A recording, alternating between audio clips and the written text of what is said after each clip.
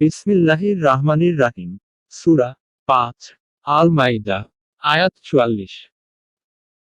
আমি তাওরাত নাজিল করেছিলাম, যাতে হিদায়াত ছিল এবং আনুষ্ঠানিক বিধানাবলীর আলো ছিল।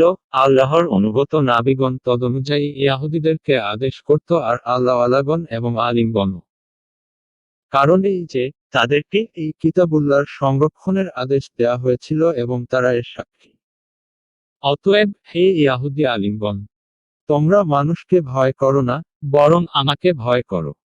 আর আমার বিধানসমূহের বিনিময়ে পার্থিব সামান্য বস্তু গ্রহণ করো না। আর যে ব্যক্তি আল্লাহর অবতারিত বিধান অনুযায়ী বিচার করে না, এমন লোকও তো পূর্ণ কাফির। আয়াতের তাফসীর।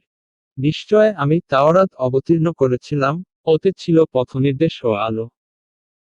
আল্লাহর অনুগত নবীগণ, এক রাব্বানী আল্লাহ ভক্ত গণ এবং পণ্ডিতগণ ইয়াহুদীদেরকে, দুই তদনুসারে বিধান দিত, কারণ তাদেরকে আল্লাহর কিতাবের রক্ষক করা হয়েছিল, তিন এবং তারা ছিল ওর সত্যতার সাক্ষী।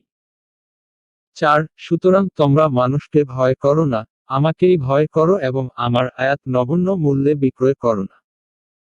পাঁচ আর আল্লাহ যা অবতীর্ণ করেছেন, তদনুসারে যারা বিধান দেয় না, তারাই অবিশ্বাসী কাফের। ছয় এক ক্রিয়াপদটি এর বিশেষণ, অর্থাৎ মুসলিম বা আল্লাহর অনুগত নবীগণ। যেহেতু সমস্ত নবীগণই ইসলাম ধর্মেরই অনুসারী ছিলেন, যার দিকে মুহাম্মদ সাল্লাল্লাহু আলাইহি ওয়াসাল্লাম দাওয়াত দিচ্ছেন। অর্থাৎ সমস্ত নবীগণের দিন বা ধর্ম এক ও অভিন্ন। আর ইসলামী দাওয়াতের মূল ভিত্তি হল তাওহীদ। অর্থাৎ একমাত্র এক আল্লাহরই ইবাদত করতে হবে আর তার ইবাদতের সাথে অন্য কাউকে শরিক বা অংশীদার করা যাবে না। আর প্রত্যেক নবী স্ব গোত্রকে সর্বপ্রথম তাওহীদের এই একনিষ্ঠ বাণী পেশ করেছেন। আল্লাহ বলেন, অর্থাৎ আমি তোমার পূর্বে, আমি ছাড়া অন্য কোনো সত্য উপাস্য নেই। সুতরাং তোমরা আমারই উপাসনা করো, এ প্রত্যাদেশ ছাড়া কোনো রাসূল প্রেরণ করিনি।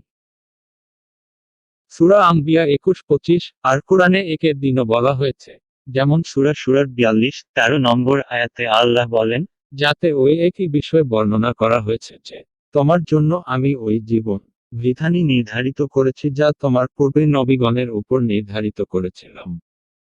২ এর সম্পর্ক ক্রিয়াটির সাথে, অর্থাৎ ইয়াহুদীদের ব্যাপারেও ফায়সালা করতেন। ৩ সুতরাং তারা তাওরাতের মধ্যে কোনো পরিবর্তন করেনি, যেমনটি তাদের পরবর্তী লোকেরা করেছিল। ৪ এই যে, এই গ্রন্থ অর্থাৎ কুরআন কারীম পরিবর্তন ও হ্রাস থেকে সংরক্ষিত আছে এবং আল্লাহর নিকট থেকে সর্বশেষ অবতীর্ণ গ্রন্থ। ৫ অর্থাৎ লোকের ভয়ে ভীত হয়ে তাওরাতের আসল বিধান গোপন করো না এবং পার্থিব সামান্য সম্পদ লাভের জন্য তাতে কোনো প্রকার রদবদল করো না। ৬ সুতরাং কিভাবে তোমরা ঈমানের পরিবর্তে কুফরির উপর সন্তুষ্ট রয়ে গেলে? আমরা কোরআনের ১১৪টি সূরার আয়াতসমূহের বাংলা অনুবাদ, তাফসীর সমূহের ভিডিও তৈরি উদ্যোগ নিয়েছি। আশা করি সবাই আমাদের সাথে থাকবেন। আমাদের ফেসবুক পেজ কোরআনের আয়াত সমূহের তাফসীর